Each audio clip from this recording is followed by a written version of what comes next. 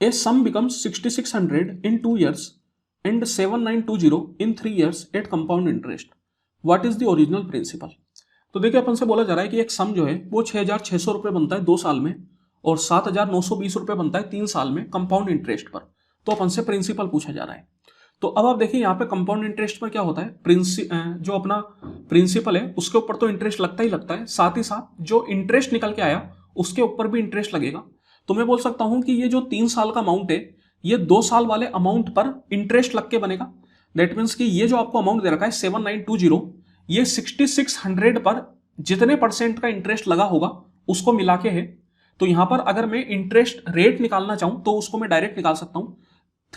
3 साल वाले में से 2 साल को आप घटा दीजिए, 7920 माइनस 6600, ये आपके पास आ जाएगा 9 में 6 गया 3 और ये 1320। दैट मीन्स कि 1320 रुपए का इंटरेस्ट है अपने पास कितने रुपए पे, 6600 पर।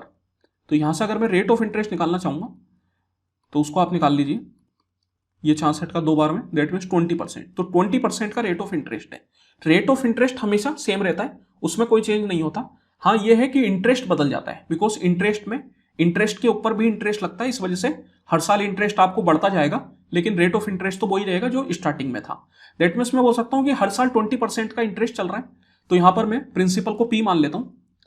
अब उस पर 20% का इंटरेस्ट लगा तो जो टोटल अमाउंट बना वो बन गया 120%। ये हो गया 1 साल का।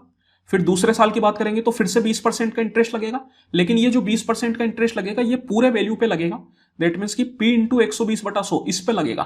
तो ये फिर से बन गया 120/100। ये हो गया आपके पास 2 साल का अमाउंट, और ये 2 साल का अमाउंट आपको दे रखा है 6600 के बराबर।